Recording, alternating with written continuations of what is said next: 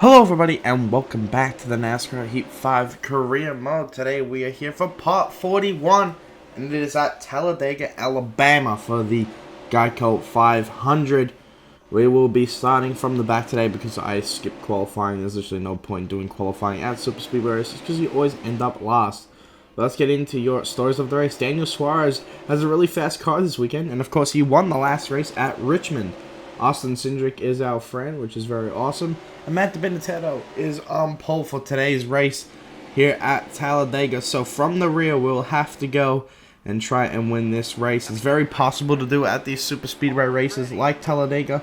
So we'll see if we can pull it off here. As the green flag is underway, the Geico 500 has begun, and we are trying to see if we can get up into the front here and make some noise. This will be a very good chance for us to get some huge stage points today. Obviously get a good finish, but a very good chance for us to get a win. And unfortunately, my start here was not very good at all. You can see I have fallen back quite a bit already, but luckily we get a nice run off the corner here. Sucking up from Joey Gase here. Now down the back straightaway, trying to get onto the end of Briscoe here and trying to look to the inside here actually. But yeah, obviously you do not want to be losing the draft early in the run because then it makes for a very boring ride around until the end of the stage, and of course that means no chance of getting stage points at all. But we have picked up at one place so far. As now I look to make it 4 but I just don't have enough of a run. And when you're here at the back and you don't have a car from behind helping you, it's also very hard to get a run and look to the inside of someone. So I spent most of lap 2 behind the 96 car of Ty Dillon, but now here on lap 3 is where I started to finally make some moves here as we go past the 96 car and now to the inside of the 23 of Bubba Wallace here. And we do manage to get past that driver in the new team of the 2311 Racing. So a very nice run off the corner here. It gets us another couple of positions now. As I look to the outside of Quinn Half here. Now I dive right onto the inside and I actually get him a little bit loose, and I managed to get myself onto the inside and past the 00 here. Now trying to draft up to the back of William Byron in the 24, who hasn't had a great season so far considering he got 3 wins in the 2020 season.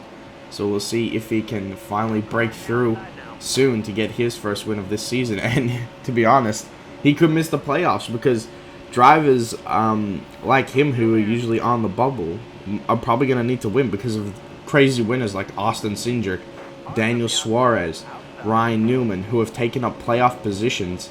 And as long as they stay in the top 30 in points, they will have that spot over someone like a William Byron or Austin Dillon, for example, who we see further up here. As now we look to the inside of Byron. He gets loose.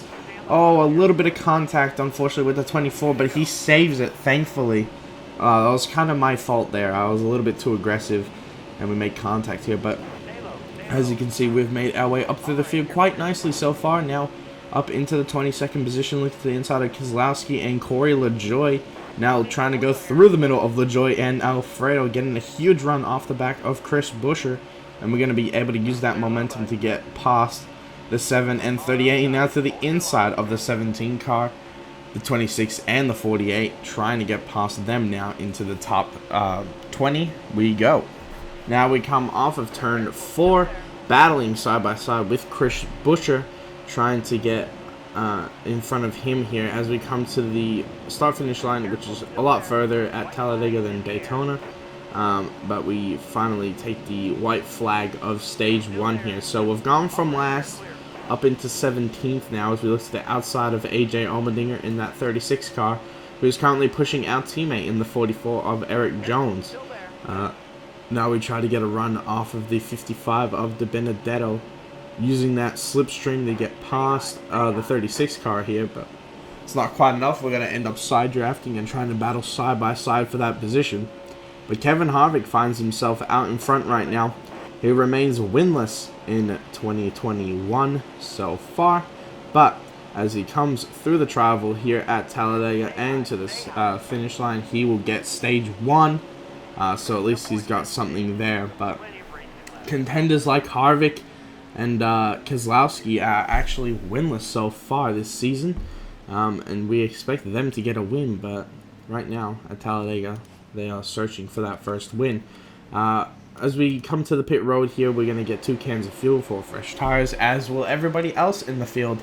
And we do gain ourselves a position here, so we line up 15th here for the restart. As the green flag is back in the air, stage 2 at the, Talladega is underway. And now we find ourselves up in the top 15, so with this extra track position, maybe we can go up there and challenge for a stage win. We've obviously got an extra lap to do so as well. But we do get a huge run here on the inside line. I have to check up because I don't want to ram the back of Joey Logano here. So we're already 3 wide beside us. Kyle Larson getting shuffled back right now. And as I record this, he just won at Las Vegas earlier in the day. So very congratulations to him. He's yet to win in the career mode so far, but he is doing very well in the point standings right now.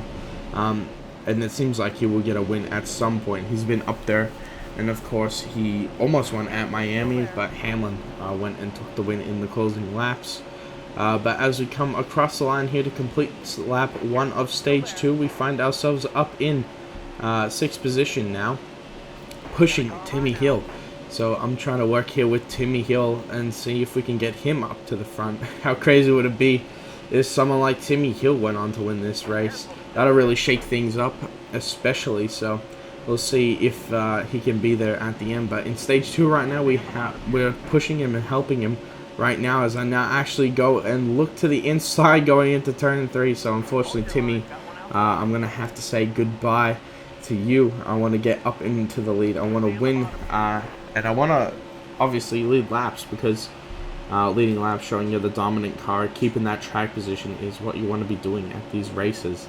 But yeah, we get a push from Allmendinger, we get past Kevin Harvick, and now we are trying to catch the 34 of Michael McDowell, who is our rival, and who won the most recent real-life superspeedway race, obviously at Daytona, but unfortunately for him, he didn't win it in the career mode. Ryan Newman took home the Daytona 500. As you can see, now we go 3 wide for the lead, and Quinn Houff with a huge run on the outside line takes the lead momentarily, but unfortunately we're going to get a huge run here to the inside from AJ Allmendinger, and now we find ourselves out in front. So with help from AJ Allmendinger, AJ Smith goes to the lead. The 2 AJs working together well, and yeah, we find ourselves out in front. And now we have to go and block the lanes here, as I'm more interested in blocking the lower lane here, as they're 4 wide behind me. I'm trying to get out in front, but I do block Joey Logano here. Then I realize that I should probably block Michael McDowell, who gets into the back of me, almost spins out, getting a little bit loose there. But now he's going to be pushing me here, and actually he's going to stick to my back bumper for a bit, because it counts as him trying to ram me and get past me, but I'm just blocking him. But now he goes to my outside here the next lap, and he manages to make the pass, trying to shove me down into the double yellow line, which you cannot go below when making a pass. I saw the 48 had a huge run on me, and I felt like if he bumped me, I would have caused an accident, so I moved up and took the slower car of Chris Buescher instead, and now I get shuffled out of the middle lane, but I pick up Joey Logano instead on the high lane. So hopefully he can help me get back to the front here. But we do get a nice run off the corner. I'm trying to get slipstream from Michael McDowell as well. Trying to push Ryan Blaney down a little bit here, as Chase Elliott is in front of us both. And now I'm going to try and get a run on the outside line here. And now Austin Dillon gets shuffled out. He's in the middle, of course, won this race last year, overtaking me on the final lap to win it. So hopefully this time I can hold on to it. We have ourselves up in a position where we seems like we'll be there at the end. But we get a nice little run here from the 48. The 34 tries to turn us, but he doesn't have any success doing that. As now I look up the middle of Alex Bowman and Chase Elliott trying to get the lead. Side drafting the 9 here, and now the 34 is going to give us a huge shot, pushing us out in front momentarily, but we go high off the corner. And now Chase Elliott takes the lead. We get a huge push from Bowman, but the stage ends prematurely because of problems somewhere else in the pack. So Chase Elliott will win stage 2. We'll get P2 in the stage. So a very good run, though, for myself. Well, guys, we have a really fast car. Now we've got the track position. We'll see if we can bring this one home. Of course, AJ Smith is going to be feeling confident with how we are running right now. And yeah, I was feeling myself at this point because we definitely have a fast car. And we definitely have the skill to win this race. But it's just whether it comes down to us getting the right push or the right run or making the right blocks and decisions at the end of the race, as they're already 4 wide behind us on the restart. Alex Bowman gets shuffled out instantly, and that is obviously going to kill our momentum here going into this opening lap of the final stage here at Talladega. It's all going to go down here. Winner will take all. So yeah, obviously the stages do not matter in terms of winning the race. It just means you get extra points, and so hopefully we can make ourselves big here, make our car wide, and block these runs, because I think we can stay up at the front. It's just whether we can keep the lead. That's more the goal here. As Ryan Blaney goes and pushes us to the lead, I knew he was going to drop off as soon as I got to the lead, so I just went into the inside lane in front of my Chevrolet affiliate of Chase Elliott here, who hopefully will get a run and get past those guys on our outside. Ryan Newman, Ryan Blaney, they're the two Ryans. Will get shuffled back here.